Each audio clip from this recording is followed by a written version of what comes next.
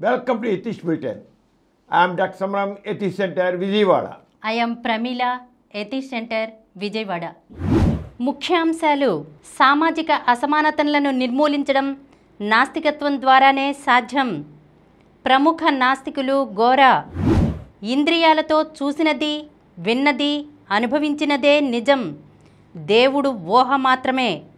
వైదిక సిద్ధాంతాలను కొట్టిపారేసిన చార్వాకుడు. నుదిటి రాత పూర్తిగా అబద్ధం.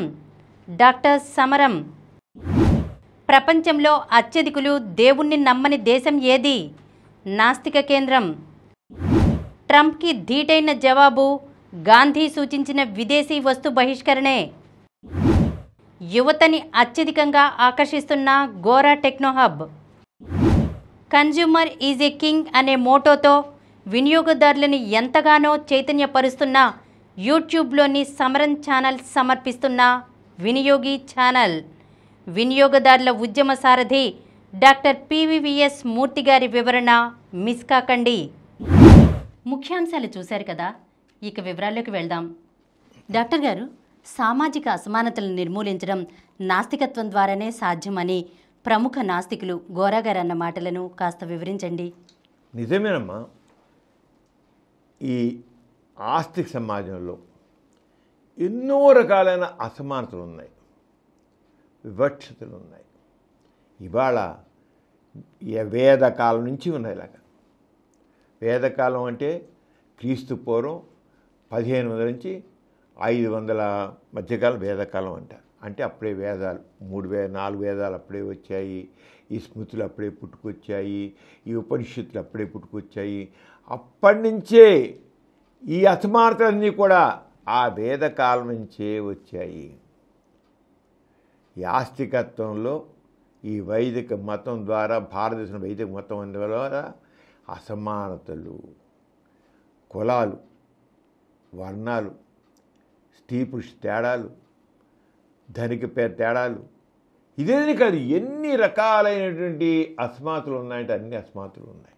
ఇప్పుడు చెప్తాం కదా, శతాబ్దాల తరబడి వస్తున్నాయి. వాళ్ళు కొత్తగా వచ్చిన కాదు, శతాబ్దాల తరబడి. ఎప్పుడెప్పుడు చెప్తాం? వేదకాలం నుంచి, వేదాల దగ్గర నుంచి, ఉపనిషత్తుల దగ్గర నుంచి అన్నిట్ల ద్వారా ఇవన్నీ ఏర్పడ్డాయి. అంచేత ఇప్పుడున్న ఈ అసమానత తీసుకున్నట్లయితే మనుస్మృతులైన శాస్త్రీయంగా వర్ణాలుగా, కులాలుగా, వర్గాలుగా ఉంచలే. ఇంతే కాకుండా కొంతమంది పవిత్రులు, కొంతమంది పాపిస్టులు. కొంత పవిత్రులుగా ఉంటారు, కొంత పాపిస్టులు. ఒకళ్ళు ఉన్నతమైన వాళ్ళు, మరికొంత నీచులు. మనుషుల మధ్య ఎంత వైవిధ్యాన్ని ఈ సమాజం సృష్టించిందంటే ఇంత అంత కాదు. సమాజం అంటే ఈ మతం, ఇక్కడ మతాలు, మతం. మరి భారతదేశంలో ముఖ్యంగా ఉందంతా అది మొట్టమొదటి సింధు నాగరికత ఉండేది. సింధు నాగరికత తర్వాత, సింధు నాగరికత క్రీస్తు పూర్వం 1500వ శతాబ్దం కంటే ముందుండే సింధు నాగరికత తర్వాత వేద సంస్కృతి వచ్చింది. ఈ అప్పటి నుంచి కొనసాగుతూనే ఉంది. ఇంకా బీసీ నుంచి ఏడీ దాకా, ఏడీలో కూడా కంటే ఈ రోజుకి తయారు. అంచేత వీటన్నిటికి ఈ జాతి వ్యవస్థకి మూలం మతం. మతాధారితంగానే కులం, వర్గం, వర్ణం, వివక్షత ఏర్పడింది. అలాగే స్త్రీ పురుష తేడా. ఎక్కడో కొంతమంది స్త్రీలకు విలువ ఇచ్చారు, కానీ ఆడది తక్కువ, మగవాడు ఎక్కువ. పురుషాధిక్య సమాజము మన అప్పటికి ఇప్పటికీ అలాగే ఉంది. పురుషాధిక్య సమాజం. దీని ప్రకారంగానే మతపరమైన నియమాల ద్వారానే ఈ పురుషాధిక్య సమాజం ఏర్పడింది. దాంట్లో సందేహం లేదు. ఆడది అప్పటి నుంచి ఇప్పటిదాకా అణగతొక్కబడితూనే ఉంది, ఇప్పటికీ అనుభవిస్తుంది. అలాగే ఒక డబ్బున్నవాడు మామూలుగా శ్రమజీవి, ఆ శ్రమ కూలి పని చేసేవాళ్ళలాగా. ఎవడైతే శ్రమ చేస్తున్నాడో విడువ లేదు. ఎవడో పండితుడు ఉంటాడో, కవితలు చెబుతాడు, మంత్రాలు చదువుతాడు, వాడు చాలా గొప్పవాడు. వాడు గొప్పవాడు, మంత్రాలు చదివే గొప్పవాడు. కష్టపడి మడిదున్ని అన్నం పెట్టే ఆ కర్షక వాడికి ఏమాత్రం ఉండడానికి గుడి ఇల్లు కూడా ఉండదు. రాళ్ళరప్పల మత గుళ్ళు కడతారు. అంటే ఏమిటి ఎందుకు వచ్చింది వివక్షత అంటే మా సమాజంలో శతాబ్దాల తరబడి ఈ మతపరమైన సిద్ధాంతాల వల్ల వాటి వల్లే ఈ రకమైన వివక్షత ఏర్పడింది. మనుషులు ఎక్కువ కులవాడు తక్కువ కులవాడు ఎంత ఇదంటే నేను ఈ మనుషుల్ని చాలా హీనంగా చూసే పరిస్థితి అయింది. కానీ నాస్తికత్వం తీసుకున్నట్లయితే నాస్తికత్వం కూడా చెప్పాలంటే చార్వాకుడి దగ్గర నుంచి వచ్చింది. ఇవాళ ఘోరగా చెప్పే పాజిటివ్ అంతకంటే అది ముందుగా అసలు ఈ వేదాలే ప్రామాణికం, ఉపనిషత్తులే ప్రామాణికం, స్మృతులే ప్రామాణికం అని ఏవైతే ఈ రకం మనుషుల మధ్య వివక్షతను చూపించే గ్రంథాలు ఉన్నాయో రాతలు ఉన్నాయో అవే గొప్పవి అనే దాన్ని చార్వాకుడు ఆయన దాని క్రీస్తు పూర్వం 5వ శతాబ్దంలో క్రీస్తు పూర్వం 5వ శతాబ్దంలో ఆయన తీసి పక్కపరిచాడు. ఇవన్నీ ఒట్టిది, ఇవన్నీ మీరు సృష్టించారు, మీరు రాశారు. కొంతమంది ఇలాంటి రాసి మనుషులను కొంతమంది గొప్పవాళ్ళుగాను కొంతమంది అధములుగాను చేశారు. మీరు ఈ తేడాలన్నీ కూడా ఈ మత గ్రంథాల వల్ల ఈ మతం వల్ల వచ్చింది అని ఆలోచించారు. ఆ రంగా చేశారు. కానీ నాస్తికత ఏం చెబుతుంది? మానవులంతా ఒక్కటే.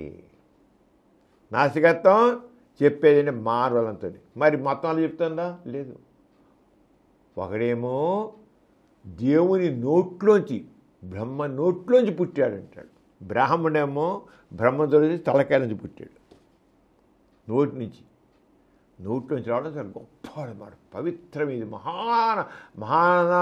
గొప్ప మహానత్వాన్ని ఆపాదించబడినవాడు. బ్రాహ్మణుడు అనేవాడు అది వచ్చాట. క్షత్రియుడినవాడు భుజాల నుంచి, వైశ్యుడు కింద, ఇక 4వ వాడు శూద్రుడు పాదాల కింద పాదాల ధూళి నుంచి వచ్చాడు. What is this? ఏమిటి ఈ విధంగా? ఒకడికేమో బ్రాహ్మణుడు అనేవాడికేమో వాడి బ్రహ్మ నోట్లోంచి వచ్చాడు. ఎవడు అసలు నోట్లోంచి పుడతాడా? భుజాల నుంచి పుడతాడా? నడు నుంచి పుడతాడా? కాళ్ళ పాదాల నుంచి పుడతాడా? అన్నీ తప్పే కదా. అంటే ఏ రకంగా మనుషుల మధ్య వివక్షతని ఈ మతం తీసుకొచ్చింది. వివక్షతే అంచేత. కానీ నాస్తికత ఏం చేస్తుంది? మానవులంతా ఒకటే. ఒకడే గొప్పగా పుట్టాడు, రెండోవాడు నీచంగా పుట్టాడని లేదు. అందరూ సమానం చేస్తుంది నాస్తికత్వం. ఈ అసమానతలు పోవాలంటే నాస్తికత్వం కావాలి. గోరగారు చెప్పారండి, సమాజంలో అసమానతలు పోవాలంటే నాస్తికత్వం కావాలన్నారంటే దానికి కారణం ఆస్తికత్వం ద్వారా ఏ రకంగా మతపరంగా మత గ్రంథాల పరంగా ఆ అసమానతలు ఏర్పడ్డాయో ఆ రెండింటిని నాస్తికత్వం కొట్టిపరిచాడు. ఆ మొదట్లో చారకుడు కొట్టేశాడు, తర్వాత నాస్తికత్వం కవిజంతో మొత్తాన్ని కొట్టిపరిచాడు. మానవులంతా ఒక్కటే. ఒకడు ఎక్కువ కాదు, ఒకడు తక్కువ కాదు, అంతే. అలాగే మనిషి విలువ కులం మీద, మతం మీద, లేదా స్త్రీ పురుష తేడా మీద లేదు. అతని మానవత్వం, జ్ఞానం, కృషి మీద అతని విలువ ఆధారపడి, అతనిలో మానవత్వం, మానవీయ విలువలు, నైతిక విలువలు. ఈ మానవీయ విలువలు, నైతిక విలువలు అనేవి నాస్తికత్వం ద్వారానే వస్తాయి. ఆస్తికత్వం రావు.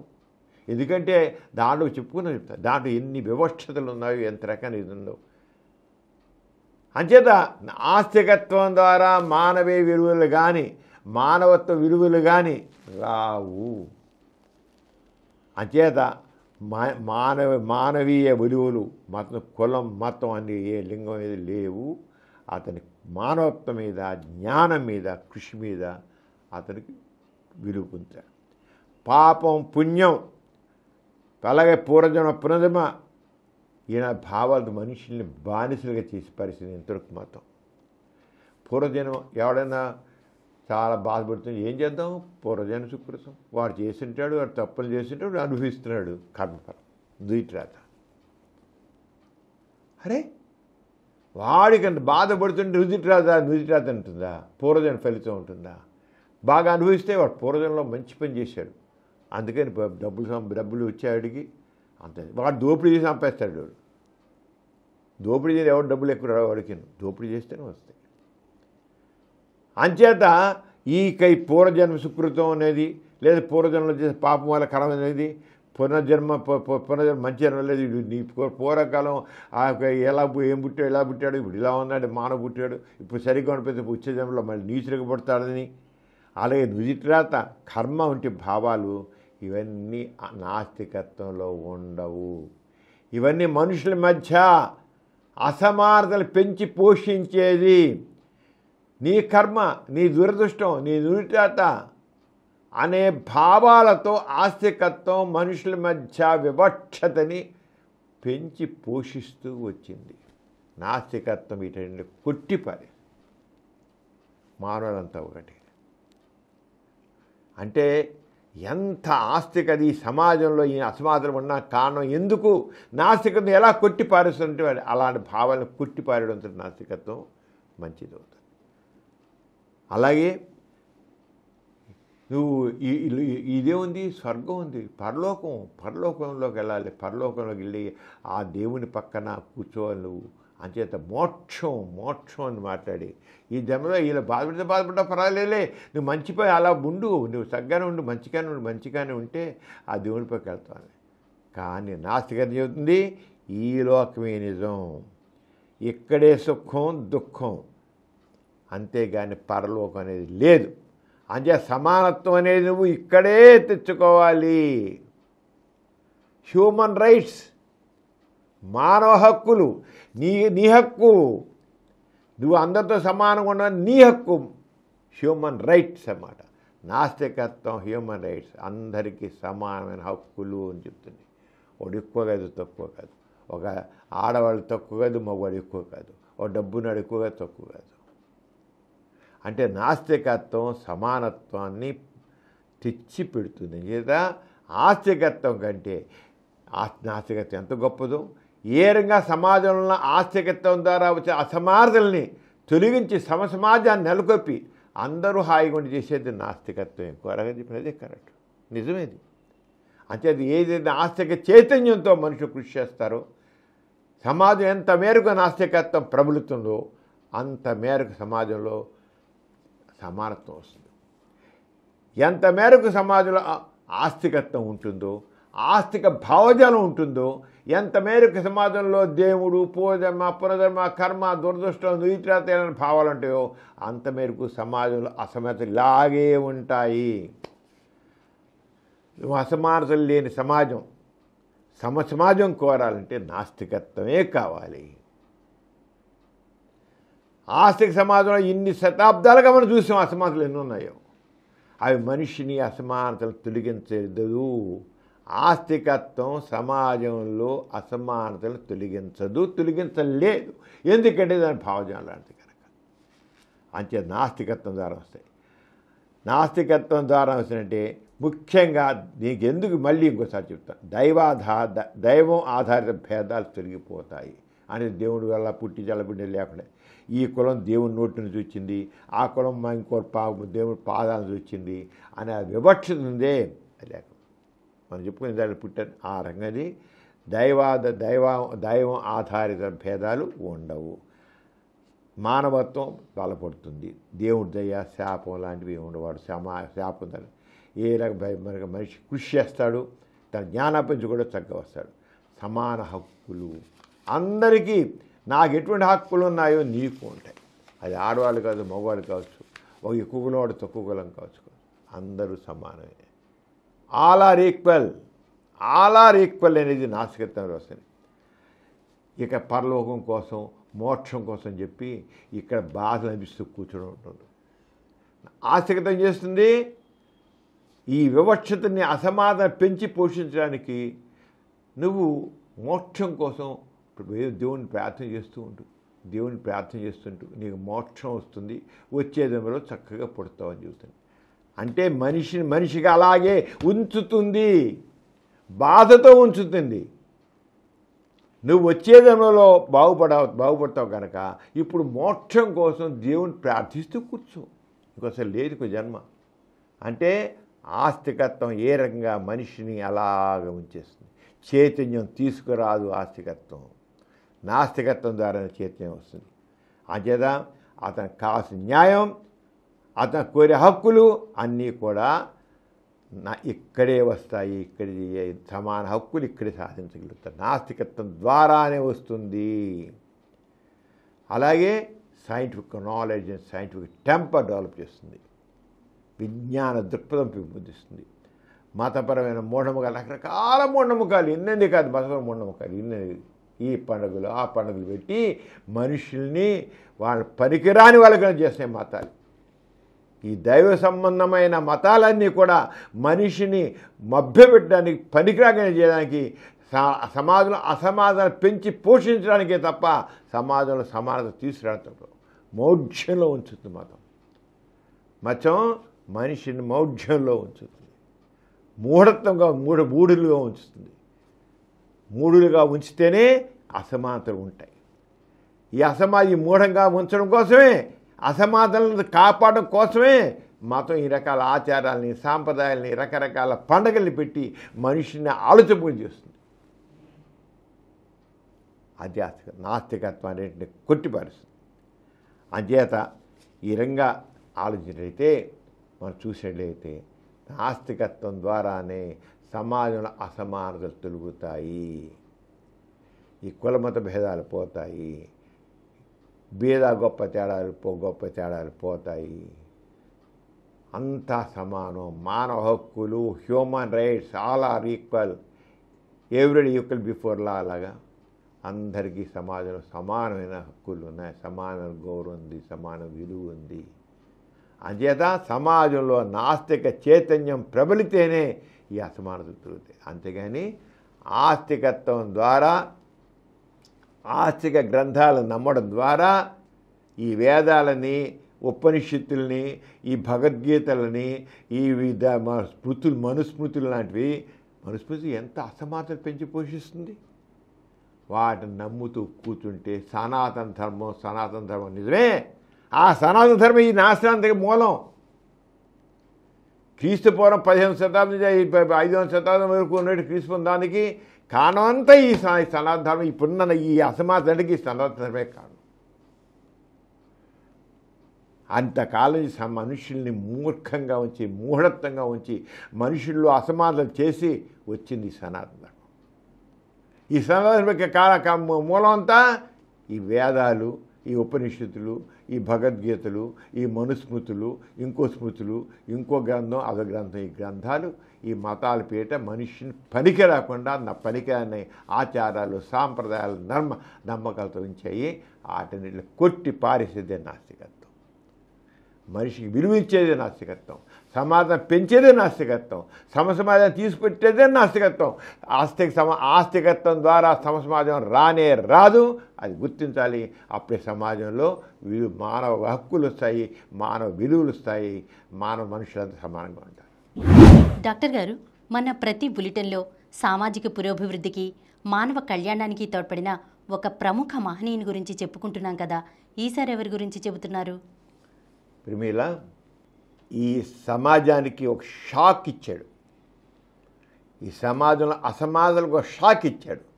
సమాజంలో పాతుకుపోయిన నమ్మకాలకు ఒక షాక్ ఇచ్చాడు. ఇచ్చి ఇది కాదు ఆలోచన, ఈ ఆలోచన బయటపడండి, ఇలా రండి, అప్పుడు ఈ బతుకులు బాగుపడతాయి చెప్పినట్టు చార్వాకుడు గురించి చెప్పదలుచుకున్నాను. చార్వాకుడు అంటే ఇవాళ వాడు కాదు. క్రీస్తు పూర్వం 500 శతాబ్దం, క్రీస్తు పూర్వం 500 శతాబ్దాల కింద వాడు. అప్పటికే భారతదేశంలో వైదిక యుగం కొనసాగుతోంది. వేదిక పీరియడ్ అంటే క్రీస్తు పూర్వం 1500 నుంచి 500 వరకు వేదాలు, అప్పుడు వేదాలన్నీ అప్పుడు వేదవ్యాసుడు వేదాలు రాశాడు. అంటే ఆ వేదాలన్నీ దేవుని నోటి నుంచి వస్తే వేదవ్యాసుడేమో అవన్నీ కూడాను లిఖితపూర్వకం చేశాడు వేదాలు. వ్యాసుడు అన్నమాట. అంటే క్రీస్తు పూర్వం 1500 నుంచి 1000 సంవత్సరాల వరకు అది ఎర్లీ వేదిక్ పీరియడ్ అంటారు. ఎర్లీ వేదిక్, అప్పుడు ఋగ్వేదం వచ్చింది. క్రీస్తు పూర్వం అంటే క్రీస్తు పుట్టడానికి 1000 నుంచి 1500 నుంచి 1000 సంవత్సరాలు పూర్వం, 1500 నుంచి 1000 సంవత్సరాల ముందు దాన్ని ఎర్లీ వేదిక్ పీరియడ్ మొదటిది అన్నమాట. ఆ వేదిక్ పీరియడ్లో ఋగ్వేదం వచ్చింది. ఋగ్వేదంలో సరే ఈ మంత్రాలతో అవన్నీ ఉంటాయి కదండి. ఆ తర్వాత వేదిక్ పీరియడ్ అయిపోయాక ఎర్లీ అయిపోయిన తర్వాత ఇక 1000 నుంచి 500 క్రీస్తు పూర్వం 1000 నుంచి 500 మధ్య కాలంలో 500 సంవత్సరాల ముందు 500 సంవత్సరాల ముందుకు అప్పుడు తక్కిన వేదాలన్నీ కూడా ఋగ్వేదము, సామవేదము, యజుర్వేదము, అథర్వవేదం. ముందు ఋగ్వేదం వచ్చింది, తర్వాత సామవేదము, యజుర్వేదము, అథర్వవేదం ఇవన్నీ కూడా తర్వాత వచ్చాయి. ఈ దీంట్లోనే ఇక ఈ వేదిక దీంట్లో వినుకోవడానే ఇక రెండో పీరియడ్లో మనకు బ్రాహ్మణాసు, అరణ్యకాసు, ఉపనిషత్సు ఇవన్నీ కూడా వచ్చాయన్నమాట. ఇవన్నీ కూడా ఆస్తిక సిద్ధాంతాలకు సంబంధించినవన్నీ వస్తాయి. ఈ రంగం మొత్తం ఉండి మనుషుల్లో లేనిపోని అబద్ధాలన్నింటినీ ప్రచారం చేసి దేవుడు, పరలోకం, భూలోకం, పరలోకం, కర్మ, దురదృష్టం, వీటి రాత, కొంతమంది ఏమో బ్రహ్మ నోట్లోంచి, కొంతమంది భుజం నుంచి, కొంత నడుములోంచి, వాడు పాదాల నుంచి పడ్డారని ఈ రకంగా పనికిరాని సిద్ధాంతాలన్నీ సృష్టించి సమాజంలో అసమానత సృష్టించి, సమాజంలో ఎన్ని రకాలేంటి అసమానతలు ఉండవు అన్ని అసమానతలు సృష్టించి ఇంకా పనికిరాని ఆచారాలని, సాంప్రదాయాలని, బలుల్ని, యజ్ఞాల పేరిట ఇవన్నీ చేసి ఎన్ని రకాలుగా చేసేసారు. ఎన్నో ఆచారాలు, సాంప్రదాయాలు వచ్చాయి. అప్పుడు చార్వాకుడు వచ్చి ఇవంతా ఒట్టి మోసం, దగ, వేదాలు బ్రహ్మ నోటి నుంచి వచ్చింది లేదు, దేవుని నోటి నుంచి వచ్చింది లేదు, ఏమి లేదు. ఇవి కొంతమంది రాశారు అంతే. అసలు దేవుడు అన్నవాడే లేడు, పరలోకం అనేది లేదు, పూర్వజన్మ పునర్జన్మ అనేది లేదు. కొట్టిపరిచారు, మొత్తం కొట్టిపరిచారు. దేవుడు అన్నాడు లేడు, పరలోకం లేదు, పునర్జన్మ అనేది లేదు, పూర్వజన్మ అనేది లేదు, ఉన్నది ఒకటే ఒక జన్మ. ఆ రంగా ధైర్యంగా కొట్టి వీటన్నిటిని ఎదిరించి పక్క మాసి ఈ వేదిక ఆచారాలు, వాటి ఆచారాలని, సాంప్రదాయాలని ఇవన్నీ అర్థం లేదు, ఇవన్నీ మనుషుల్ని మనం వేరువేరుగా చూడడానికి, మూర్ఖులు ఉంచడానికి, మూఢంగా ఉంచడానికి వచ్చాయి, మూఢనమ్మకాలు పెంచడానికి ఉన్నాయి అని ధైర్యంగా చెప్పాడు. చెప్పడం కాదు, ఎంతమంది ఆయన ఫాలోవర్స్ తయారయ్యారు. చార్వాకులు వాళ్ళందరూ చాలా ధైర్యంగా ఆరోగ్యం చేశారన్నమాట. ఆయన దాంతో ఆ చార్వాకుడు చెప్పేదానికి చార్వాక తత్వశాస్త్రం అని వచ్చింది. ఆ చార్వాక తత్వశాస్త్రం ఏంటంటే ఆయన చెప్పేదంటే వేదాలు, ఆత్మ, పరలోకం, పునర్జన్మ, కర్మఫలం వంటి భావాలు పూర్తిగా తప్పు, అవి లేవు. ఇంద్రియానుభవం ద్వారానే జ్ఞానం వస్తుందన్నాడు. అంతే ఏదో దేవుడు ఇవ్వడం కానీ కాదు, ఇది మనం నేర్చుకోవడం ద్వారా, మన ఇంద్రియాల ద్వారా, మన కళ్ళ ద్వారా, మన మెదడు ద్వారా, మన నోటి ద్వారా, మన తెలుసు వినేదాని ద్వారా ఆ రకంగా జ్ఞానాన్ని చేస్తాం అంతే. అంచేత ఆయన చేసి ఇంకోటి చేశాడు, ఏదో ఊహల్లో స్వర్గం నరకం నాకు జాంతా నై, ప్రత్యక్షమే ప్రామాణికం. ఊహలు నాకు వద్దు, దేవుడు అంటే దేవుడు కనబడాలి అంతే. నాకు ఏదైతే నాకు రుజువు అవుతుందో అదే నేను ప్రామాణికం తీసుకుంటా. రుజువు లేని కల్పనలు అంట, అబద్ధాలు అంటాను అన్నాడు. ఏదైతే రుజువు అవుతుందో, ప్రత్యక్ష ప్రమాణంగా కనబడుతుందో, రుజువు అవుతుందో అదే నమ్ముతాను. తక్కినవన్నీ ఊహలు, నమ్మకాలు, అబద్ధాలు. అంచేత మొట్టాన్ని సిద్ధాంతం ప్రత్యక్షమే ప్రామాణికం. అప్పుడు మనకు తెలిసిన ఆయన మనకు తెలిసిన తక్కిన జీవితం అంతా ఇప్పుడున్న వ్యక్తుల్లాగా అన్ని జీవితం మొత్తం మనకేం తెలియదు, కానీ ఆ సిద్ధాంతాలే చార్వాకుడి సిద్ధాంతాలే మనకు తెలుసు. మనకి లోకాయుక్త అంటారు వాళ్ళు, అన్నీ లోకాయుక్తని కూడా. అంచేత ఇంద్రియాలతో చూసింది విన్నదే అనుభవించేది నిజం. దైవ విశ్వాసం, వేదాలు, యజ్ఞాలు జ్ఞానం ఇవ్వవు. మనం ఇంద్రియాల ద్వారా ఏం చేశామో, ఏది విన్నామో, ఏది అనుభవించామో అదే నిజం. ఈ దేవుళ్ళ నమ్మకాలు, వేదాలు, యజ్ఞాలు ఇవన్నీ కూడా మనిషికి ఏ రకాన్ని జ్ఞానాన్ని ఇవ్వవు. అంటే ప్రత్యక్షమే ప్రమాణికము, ప్రత్యక్షమతి రుజువు అయ్యిందే అన్నాడు. ఇంకోది వేదాలను పూర్తిగా నిరాకరించాడు. వేదాలు మానవులు రాసినవి కానీ దేవుడు వాక్ కాదు. అసలు దేవుడు అన్నవాడు లేదు. ఇంకేంటి దేవుడు? వేదాలు ఏమంటారంటే, వేదాల గురించి దేవుని నోట్లోంచి వచ్చాయి, అవి తర్వాత వచ్చిన వాటిని వీళ్ళు రాశారు, తర్వాత ఋషులు రాశారు. అందుకని వేదాలు నోటి నుంచి వచ్చాయి. నోటి నుంచి కనుక అవి ఎంతో గొప్పవి. వేదాలు అవి ఎంత గొప్ప అంటే దేవుడి నోట్లోంచే వచ్చాయి కనుక చాలా గొప్పవి అన్నాడు. అసలు దేవుడు లేడిపోమన్నాడు. దేవుడు లేనప్పుడు ఇది ఎక్కడి నుంచి వస్తాయి?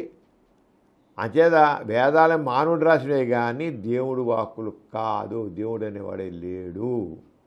వేదాలోని యజ్ఞాలు, కర్మకాండలు ప్రజలను మోసగించే బ్రాహ్మణులు సృష్టించి అని చెప్పాడు. అగ్రవర్ణ వర్ణాలు ఉన్నారు, బ్రాహ్మణులు ఉన్నారు కదా, వాళ్ళే వాళ్ళ ఆధిపత్యాన్ని నిలబెట్టుకోవడం కోసమని ఈ యజ్ఞాలు, యాగాలు, కర్మకాండలు అన్నీ సృష్టించారు.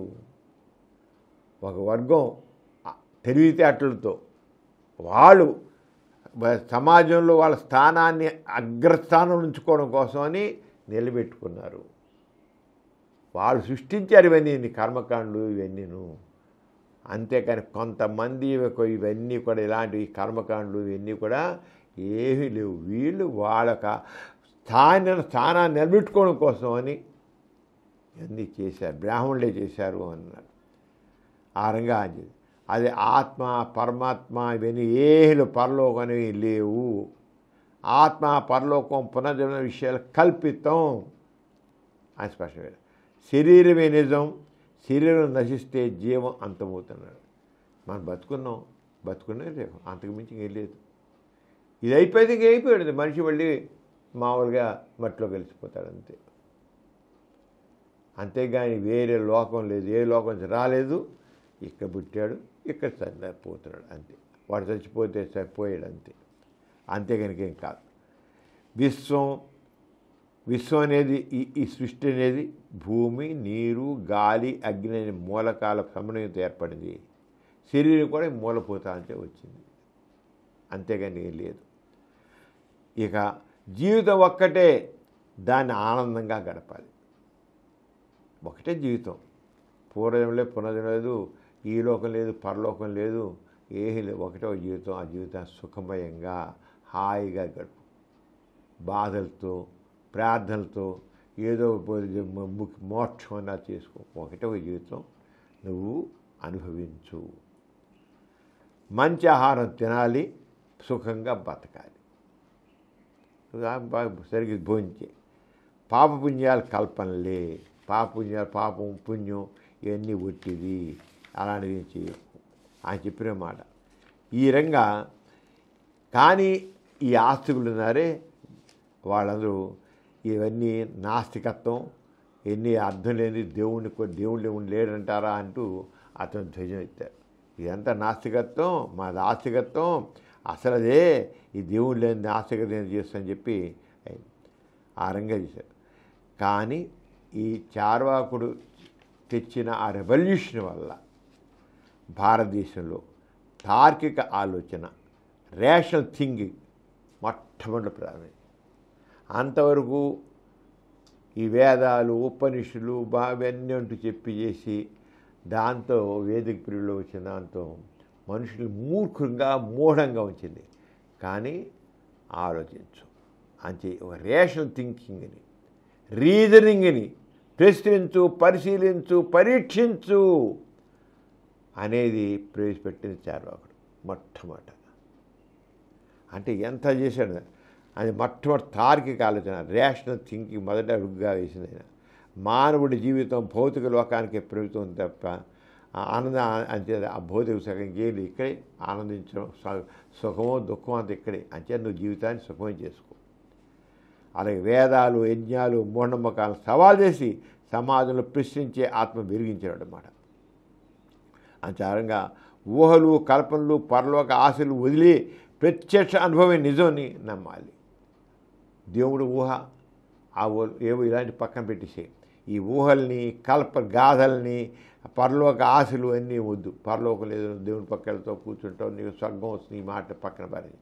నీకు ఇక్కడుండేది ఈ ప్రత్యక్షంగా నీకు ఏది ఉందో అదే నిజం, తక్కివన్నీ కల్పనలు, లేనే లేవు అని మనుషుల్లో జ్ఞానజ్యోతి వెలిగించేవాడు చార్వాక. ఆ రంగా అప్పటి నుంచి ఆ చార్వాక వచ్చి చివరికి ఈనాడు మన గౌరవ గారు ప్రవేశపెట్టిన పాజిటివ్ ఎథిజం ఓ సిద్ధాంతంగా, పూర్తి సిద్ధాంతంగా అన్ని రంగాల్లో గౌరవ గారిది. మరి అది వైజ్ఞానికంగా కావచ్చు, లేకపోతే విద్యారంగం కావచ్చు, ఆర్థికంగా కావచ్చు, నైతికంగా కావచ్చు, అన్ని రంగాల్లోనూ సమానత్వాన్ని తీసుకొచ్చి వ్యక్తికి విలువ తెచ్చిపెట్టి వ్యక్తే మూలం, man is supreme, man centred ఫిలాసఫీని డెవలప్ చేశారు గౌరవ గారు.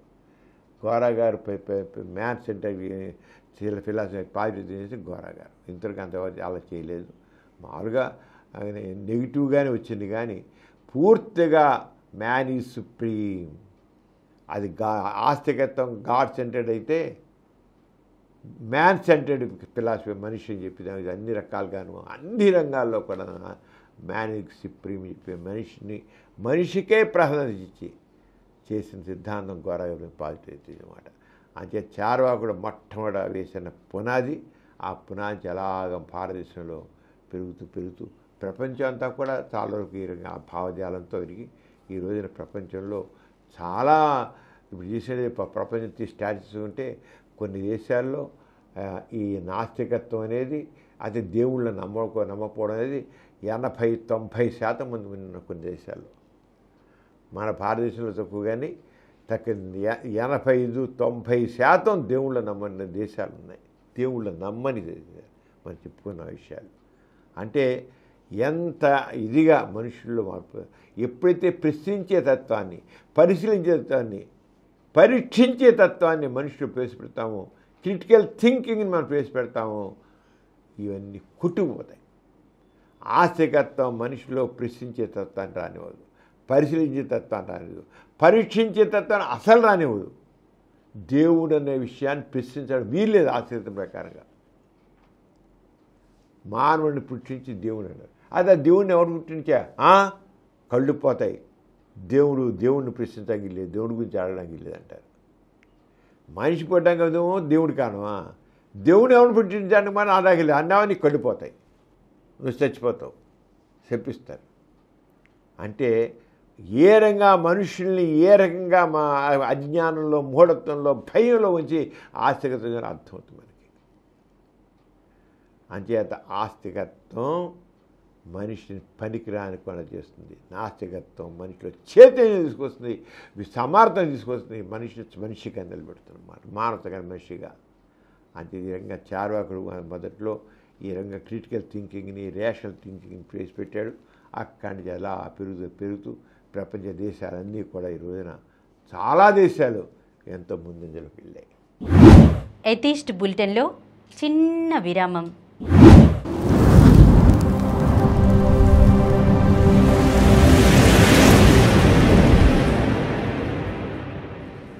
టోల్ ప్లాజా విషయంలో సరైన రూల్స్ లేకపోవడం, సోషల్ మీడియాలో వచ్చే అబద్ధపు ప్రకటనలు, ట్రావెలింగ్ ఏజెంట్స్ చేసే మోసాలు, సమాజంలో జరుగుతున్న రకరకాల కల్తీలు, రియల్ ఎస్టేట్స్లో జరిగే మోసాలు, పార్సిల్స్పై దగాలు, కోచింగ్ సెంటర్లు చేసే అబద్ధపు ప్రచారాలు, వినియోగదారులు ఇలాంటి మోసాల వలలో చిక్కుకోకుండా ఎలాంటి జాగ్రత్తలు తీసుకోవాలి, ఒకవేళ మోసాలకు గురైతే ఏం చెయ్యాలి, ఇలా ఎన్నో వినియోగదారుల సమస్యలకు తెలుగు, ఇంగ్లీష్లో డాక్టర్ PVVS మూర్తి గారి సమగ్ర విశ్లేషణ.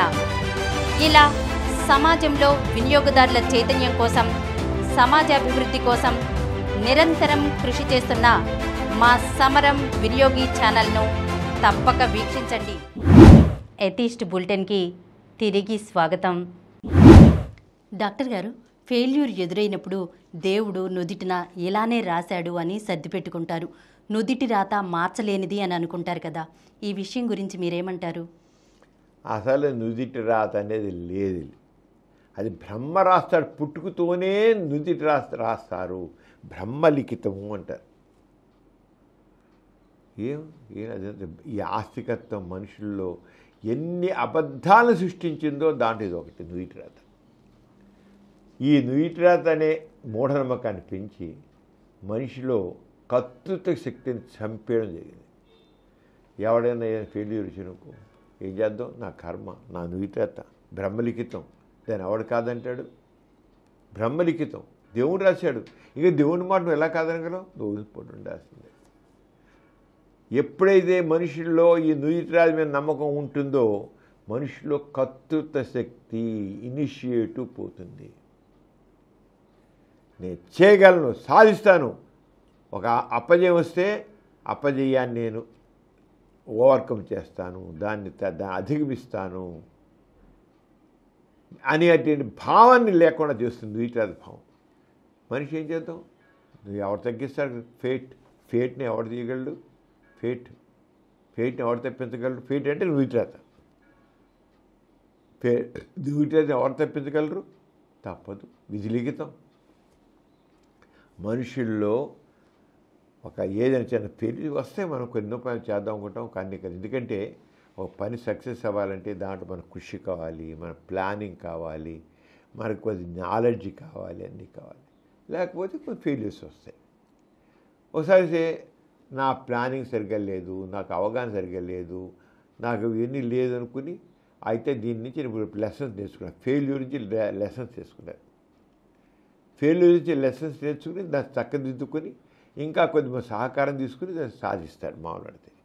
కానీ ఎవడైతే నుదిటి రాత నమ్ముతాడో వాడు అంతే.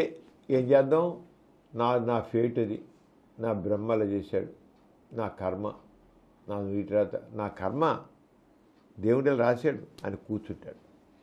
అంటే వాళ్ళు క్రియాశీలత, పని పట్టుదలతో చేద్దామని లేకుండా పోతుంది, సాధిద్దామనే తపన లేకుండా చేస్తుంది. మనిషిలో ఉండి సాధించాలనే తపన్ని చంపేస్తుంది నుదిటి రాత భావం.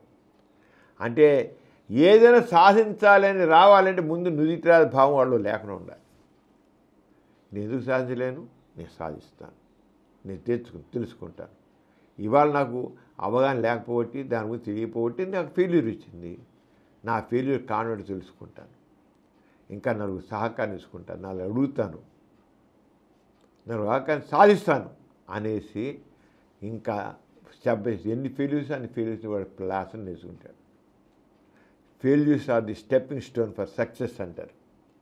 మన అపజయాలు మన విజయాలకి సోపానాలు, అపజయాలు మన విజయానికి సోపానాలకి లెక్కట్టుకుని ఆ రంగా వాడాలి. కానీ నుదిటి రాత అనేది అర్థం లేనే లేదు. అదృష్టం, దురదృష్టం ఇవన్నీ కూడా ఆస్తి భాగం. దాన్ని నుదిటి రాత నమ్ముకుని కూర్చున్నవాడు ఎప్పుడు కూడా సాధించలేడు.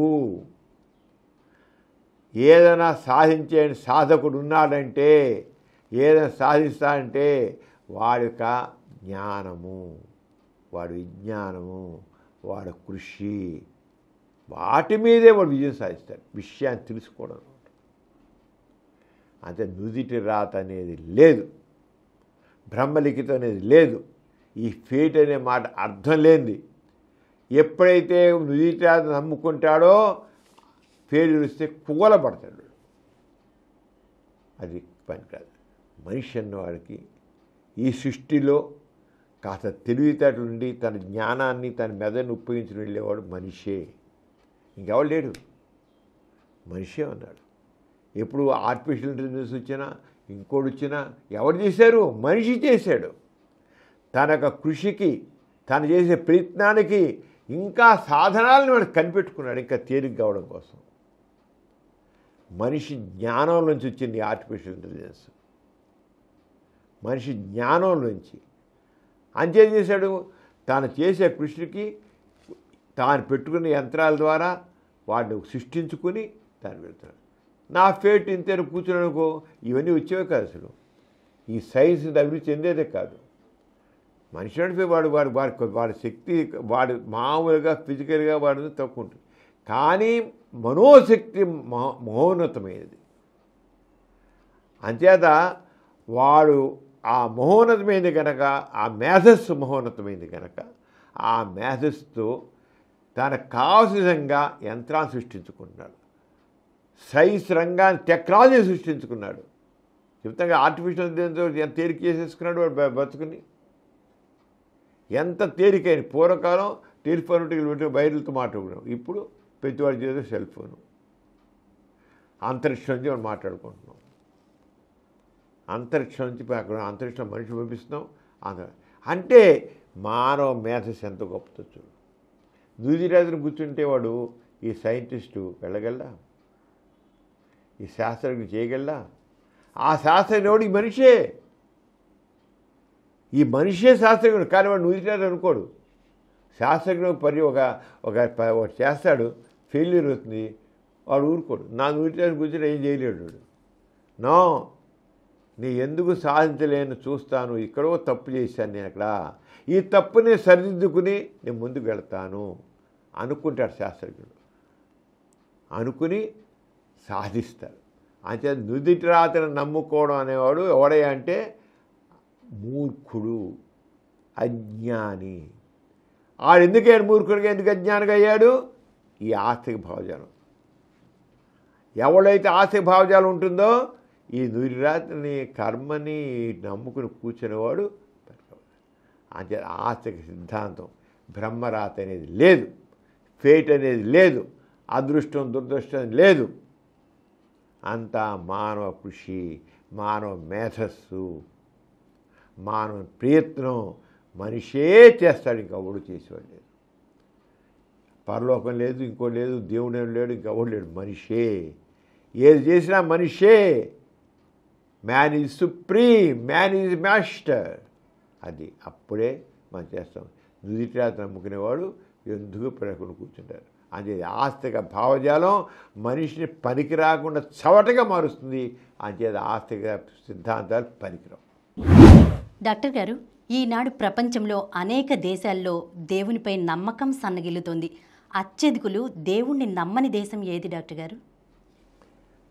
ప్రేమిల ఇటీవల అంటే 2023లో గ్యాలప్ ఇంటర్నేషనల్ సర్వే అనేది జరిగింది. రకరకాల మీద సర్వేలు చేస్తుంటారు రకరకాల విషయాల మీద. ఆరంగానే గ్యాలప్ ఇంటర్నేషనల్ సర్వే ఏ దేశాల్లో అసలు దేవుని నమ్మని వాళ్ళు ఎంత శాతం ఉన్నారని సర్వే చేశారు. ఏ దేశాల్లో ఎంతమంది ఉన్నారు అది చేసిన దాంట్లో అసలు దేవుణ్ణి అత్యధిక శాతం దేవుణ్ణి నమ్మని వాళ్ళు ఫస్ట్ ప్లేస్లో ఉంది. ఎవరు తెలుసా? ఏ దేశం తెలుసా?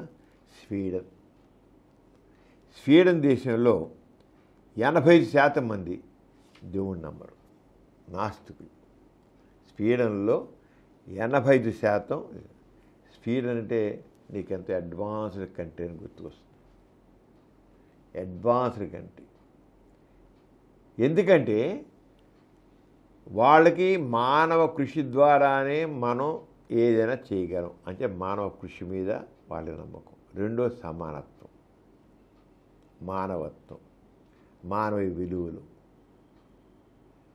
ఇవన్నీ వస్తాయి. అంచేత దేవుళ్ళో నమ్మని చోట ఆ దేశాలు కూడా నేను తెలుసుకొని చెప్తాను నీకు. ఇప్పుడు చెప్పే దేశాలు ఏవైతే కంట్రీస్ అన్నీ దాదాపు అడ్వాన్స్డ్ కంట్రీస్, అవన్నీ దేవుళ్ళో నమ్మనివే. మన భారతదేశం అక్కడ రాలా. ఎందుకని? మన దైవ నమ్మకం పెట్టి కూర్చుని మనలో కృషి లేదు. అదృష్టం దురదృష్టం నుదిరాత కర్మ ఇలాంటి సిద్ధాంతం మనం. అంచేత గ్యాలప్ ఇంటర్నేషనల్ సర్వే ప్రకారంగా దేవుని నమ్మని అత్యధిక శాతం ఉన్న వ్యక్తులున్నది స్వీడన్ దేశం. దాంట్లో 80% మంది. ఒక 15% మంది మాకు దేవుళ్ళో నమ్మకం ఉందని చెప్పారు. వాళ్ళ అజ్ఞేయవాదులు కూడా అంతే అంటారు అన్నమాట. అంటే ఆ రంగం స్వీడన్ ఫస్ట్ ప్లేస్లో ఉంది. తర్వాత వియత్నాం 81% ఉంది. చైనా కూడా ఆ చైనా తన దేశం ఎథిజం స్టేట్ ఆఫ్ ఎథిజం పెట్టుకుంది. ఎథిజం నాస్తిక దేశము అని చైనా డిక్లేర్ చేసుకుంది. నాస్తిక దేశం అని అక్కడ 80% దేవుళ్ళు నమ్మరు. చైనాలో ఏదో గ్యాల్ప్ సర్వే వాళ్ళు ఇచ్చిన రిపోర్టు చైనాలో 80% మంది దేవుళ్ళు నమ్మరు. పైగా ఆ దేశాన్ని నాస్తిక దేశం అని డిక్లేర్ చేసుకున్నారు. వియత్నాం 81% నమ్మరు. నాస్తికులు ఉన్నారు అక్కడ. 81% మంది నాస్తికులు ఉన్నారు, దేవుళ్ళు నమ్మరు. డెన్మార్క్ దేశంలో కొన్ని ప్రాంతాల్లో 43% మంది దేవుళ్ళు నమ్ముకుంటారు. కొన్ని ప్రాంతాల్లో 80% మంది దేవుళ్ళు నమ్ముకున్నారు. డెన్మార్క్ దేశంలో ఆ రేంజ్ అనమాట 40% నుంచి 80% దాకా. అంటే అక్కడ కూడా దాదాపు 80% మంది, కొన్ని ప్రాంతాలు 80% మంది నమ్మని వాళ్ళు ఉన్నారు. డెన్మార్క్ తర్వాత నార్వే, అక్కడ కూడా కొన్ని ప్రాంతాల్లో కొన్ని ప్రాంతాల్లో 30% మంది నమ్మని వాళ్ళు ఉన్నారు. 72% మంది నమ్మని ప్రాంతాల్లో కొన్ని 72% మంది దేవుడిని నమ్మని వాళ్ళు ఉన్నారు. అంటే నార్వేలో కూడా అత్యధికంగా 60% దాకా 50 to 60% దేవుళ్ళు నమ్మని ఉన్నారు సగం మంది. అంటే ఎలా ఉన్నా చూడలేదు నేను. ఇప్పుడు మంచి స్వీడన్ చెప్పుకున్నాం, వియత్నాం చెప్పుకున్నాం, చైనా అని చెప్పుకున్నాం, డెన్మార్క్ ఉన్న ఆర్మెన్సులు, ఇవన్నీ అడ్వాన్స్డ్ కంట్రీస్. ఏ దేశాలైతే దేవుళ్ళు నమ్మలేదో అవన్నీ అడ్వాన్స్ కంట్రీస్ అయ్యాయి. చూసుకోండి ఎక్కడ చెప్తాను. తర్వాత జపాన్లో 64 to 65% దేవుళ్ళు నమ్మని ఇచ్చారు. 64 to 65%. చెకోస్లోకియా 66%, 66% దేవుని నమ్మని. ఎస్తోనియా 40%, ఫిన్లాండ్ అది 40%, తర్వాత ఫ్రాన్స్ 56%, ఫ్రాన్స్లో 56%, జర్మనీ 47%, హంగరీ 30%, స్వీడన్ మనం స్వీడన్ చెప్పేసుకున్నాం కదా 80%, అలాగా న్యూజిలాండ్ 51.6%, మొత్తం కలిసి 51%. న్యూజిలాండ్ ఇవన్నీ మనం తీసుకున్నట్లయితే స్వీడన్ కానీ, చైనా కానీ, వియత్నాం కానీ, డెన్మార్క్ కానీ, నార్వే కానీ, జపాన్ కానీ, చెకోస్లోవేకియా కానీ, ఎస్తోనియా కానీ, ఫిన్లాండ్ కానీ, ఫ్రాన్స్ కానీ, జర్మనీ కానీ, హంగరీ కానీ, న్యూజిలాండ్ కానీ, ఇవన్నీ అడ్వాన్స్ కంట్రీస్. ఎందుకు అడ్వాన్స్ అయ్యాయి? వాళ్ళ దేశంలో వాళ్ళ కృషిని నమ్ముకున్నారు కానీ దేవుని మీద నమ్మలేదు. ఆస్తి విశ్వాసాలు లేవు కనుక. మనిషే మూలం, మనమే, దేవుడు కాదు. దేవుడు లేడు, ఎవడు మనమే చేసుకోవాలి. ఎక్కడైతే దైవ విశ్వాసాన్ని వదిలిపెట్టారో ఆ దేశాలు అడ్వాన్స్ అయ్యాయి. ఎక్కడైతే దైవ విశ్వాసాన్ని పట్టుకు వేలాడుతూ ఆస్తిక నమ్మకాలతో ఉన్నారో, కర్మ, దురదృష్టం, దురితాత, ఇది ఇంతేలే, ఇంతకని చేయలేని వాళ్ళు ఒక రకమైన అసక్తత. అంచేత అడ్వాన్స్ అవ్వాలంటే దైవభావం వదిలితేనే అక్కడ దేశాలు అడ్వాన్స్ అవుతాయి. ఇవి ఇంకా ఉన్న దేశాలు ఇవి ఎక్కువగా ఉన్న మోర్ దాన్ 50% ఉన్న 50% నాన్ బిలీవర్స్ ఉన్నది దేశం. ఇక మనం తీసుకుంటే కిందసారి ఎపిసోడ్లో మనం ఈ బులెటిన్లో మనం ఫ్రెండ్షిప్ యొక్క స్నేహపూరితమైన దేశాలు ఏమిటి అని అనుకున్నాం. స్నేహానికి ఎక్కువ విలువ ఇచ్చేవాళ్ళు, మానవ విలువలకు ఎక్కువ విలువ ఇచ్చేవాళ్ళు. స్నేహానికి విలువ ఇచ్చేవి ఏమున్నాయి అంటే అక్కడ నువ్వు ఏ కులం, ఏ మతం, ఏ దాసి, ఏ జాతి, ఏ వర్ణం అని తేడా లేదు. నువ్వు భాయ్, నేను భాయే అంటే ఒక రకమైన ప్రేమపూర్వకంగా ఉండేటి దేశాలు.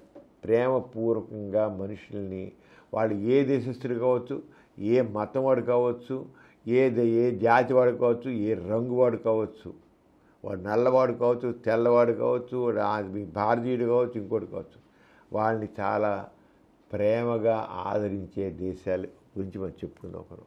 ఇప్పుడు ఒక లిస్ట్ ఇస్తాను, నీకు లిస్ట్ చెప్తాను. ఆ దేశాలు కిందసారి చెప్పుకున్నా.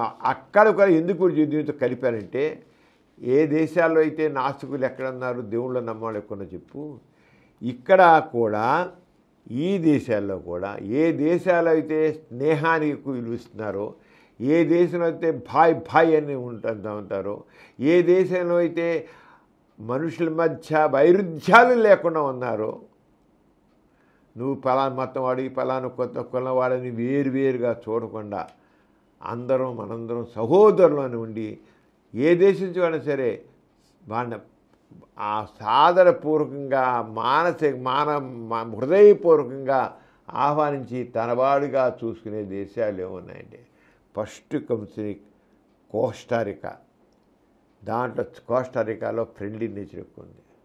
అక్కడ ఉండడం మాత్రం క్రిస్టియానిటీ క్యాథలిక్స్ ఉన్నారు, కానీ హ్యూమనిస్ట్ ఎప్పుడు చెప్పుకున్నారు. అక్కడ రిలీజియన్ కంటే వాడు ఎక్కువ వచ్చే ఇంపార్టెన్స్కి హ్యూమనిస్ట్ వాల్యూస్కి ఇచ్చారు. అక్కడ ఇచ్చినంటే రెస్పెక్ట్, అక్కడ ఉన్నది మాత్రం హ్యూమనిస్ట్ ఆస్పెక్ట్కి ఎక్కువ. రిలీజియన్ ఉంది కానీ రిలీజియన్ అదే నమ్మకం క్యాథలిక్ క్రిస్టియన్స్ అవ్వచ్చు, కానీ వాళ్ళు దేనికి ఇచ్చారంటే ఎక్కువ optimism, respect and well being for all beyond religion. మతం తర్వాత ముందు మనుషులు ముఖ్యం, మానవ సంబంధాలు ముఖ్యం. మానవ సంబంధాలు ముఖ్యం. మనిషి మనందరం సహోదరులం. ఉంటే ఉండదు నా క్రిస్టియానిటీ అనే క్యాథలిక్ క్రిస్టియన్ కావచ్చు, నువ్వు హిందువు కావచ్చు, నువ్వు బుద్ధిస్టు కావచ్చు, అనవసరం. మనందరం మనుషులు. అంటే సెకండరీ అయిపోయింది, రిలీజియన్ సెకండరీ అయిపోయింది. మతం అనేది వ్యక్తిగతం అయిపోయింది అక్కడ. అంటే ఫ్రెండ్లీ నేచర్కి ఎప్పుడు వస్తుందంటే మతం వ్యక్తిగత అయిపోయారు. ఇక్కడ మన దేశం హిందువులు, ముస్లింలు, ఇంకా వీళ్ళు వాళ్ళు అవసరం వచ్చి చంపు కూడా రెడీ అయిపోతారు. పహల్గామ్లో చూసాం కదా, వాడు వచ్చేసి వాడు హిందువులు అనే వాళ్ళని పటాపట కాల్చేసి పేరుగా నిర్దాక్ష్యంగా. ముస్లిం అనేవాడు ఏమిటి, ఎక్కడొచ్చింది మతం? అక్కడ ఫ్రెండ్షిప్ ఉందా? చంపుకోవడం ఉందా ఆ దేశాల్లో? ఇది మనం చెప్పుకునే దేశాలు ఉందా? లేదు. మా దేశం ఏంటి? మతం మనిషిని వేరు చేస్తుంది.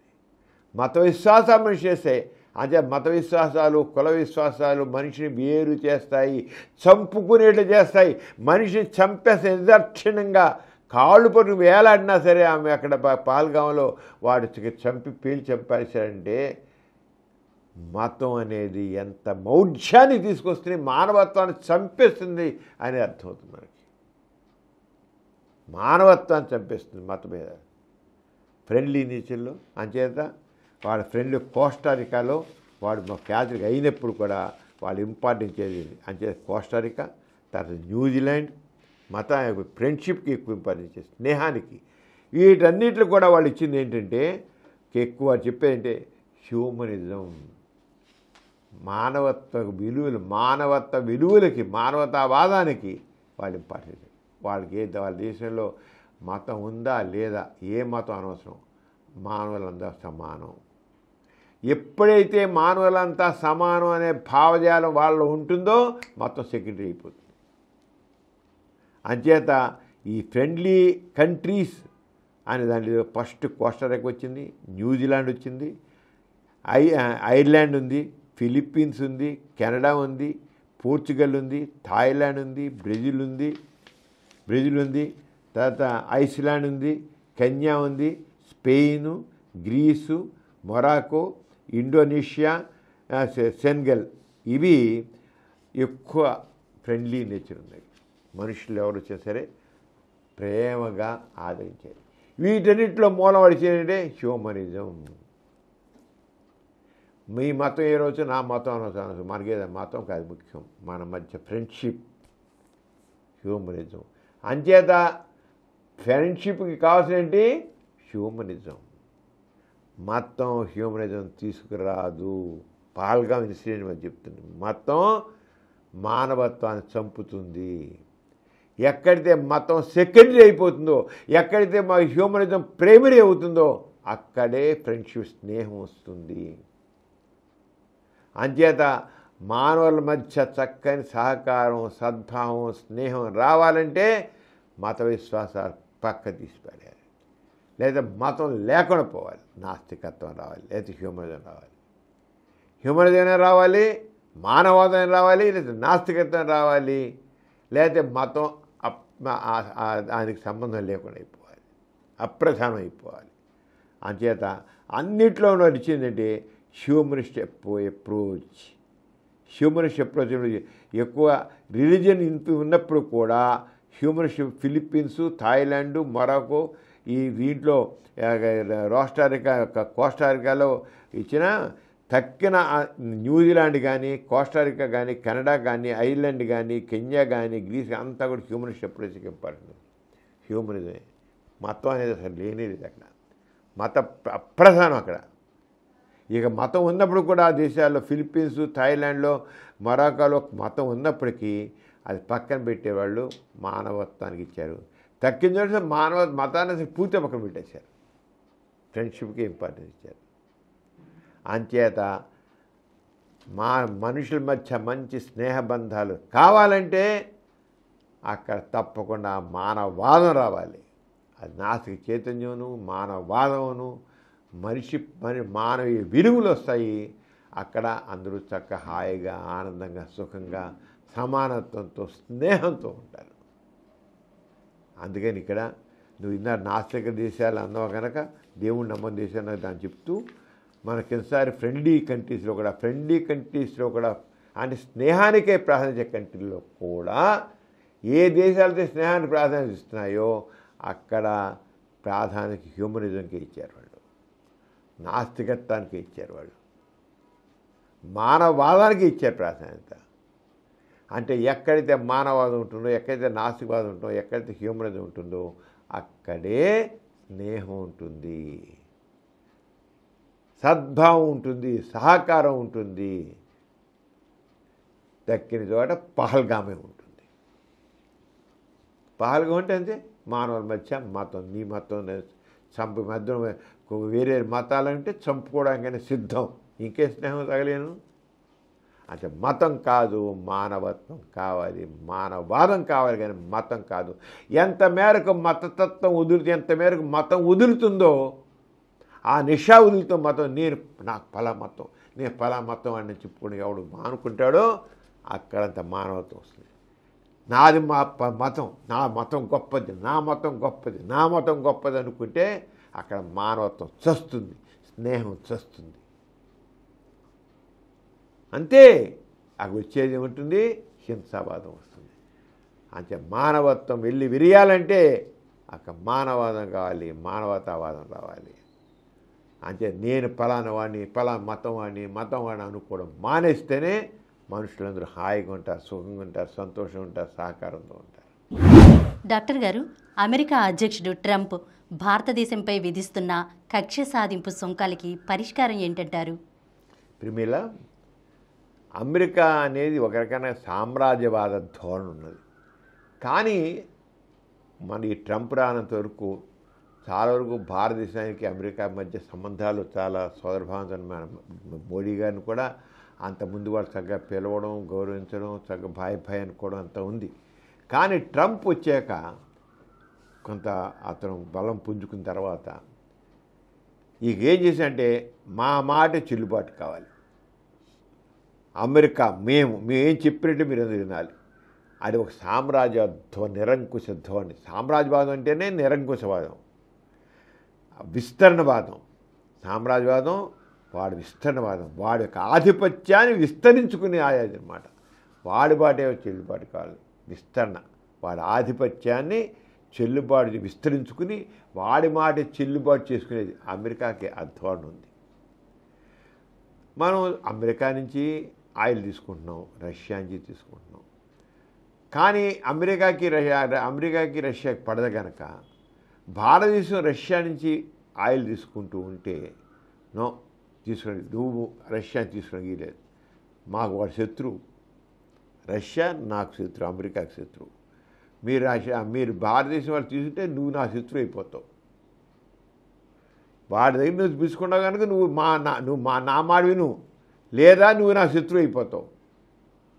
అంటే ఎక్కడ మనం అయ్యో అని బాబు మీరు తీసుకోలే మానేస్తామని వెళ్తాం. కానీ మన మోడీ గారు మాత్రం ఏమాత్రం లొంగలేదు.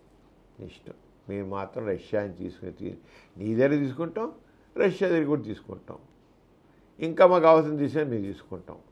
మా మా మా వ్యాపారాలన్నీ అన్నీ కూడా మేము మాకు ఎక్కడ వీలుగా ఉంటే అక్కడ చేసుకుంటాం అంతే అన్నారు. నో, నేను చెప్పినట్టు నాకు ఇష్టం లేదు, మీరు చేయడానికి వీల్లేదు. అంటే సామ్రాజ్యవాదానికి సంబంధించిన వ్యక్తుల యొక్క ధోరణి, వాళ్ళ ఆధిపత్యం అంటే నా మాటే చెల్లుబాటు కావాలి, నేను ఎలా చెప్తే అలాగే చెయ్యాలి. మనం ఏంటి వాడికి వాడే మనమే రాదా ఏంటి వాడి మాట వినడానికి? కానీ వాడి మాట చెల్లుబాటు చేసుకోవాలని ఒక రకంగా జబర్దస్త్గా మన మీద ఫోర్స్ చేద్దాం ప్రయత్నం చేశాడు. దాంతో చేశాడు మన భారతదేశ సరుకులు మన ఇక్కడి నుంచి మన దగ్గర మన రొయ్యలు కానీ పంపించడం, లేదా ఇంకోటి పంపించడం, మనకి కొన్ని చర్మ తోలు సంబంధించినవి ఉన్నాయి, తోలుతో చేసినవి, ఇలాంటివన్నీ పంపిస్తాడు. అన్నింటి మీద అమెరికా వెళితే అమెరికాలో అమ్మాలంటే 50% ట్యాక్స్ వేసాడు. ట్యాక్స్ వేస్తే ధర ఎక్కువైపోతుంది. మరి అక్కడ కొనుగోలు చేయడానికి అమెరికాలో ధర అంతే, మరి వస్తువులు అమ్ముకోవు.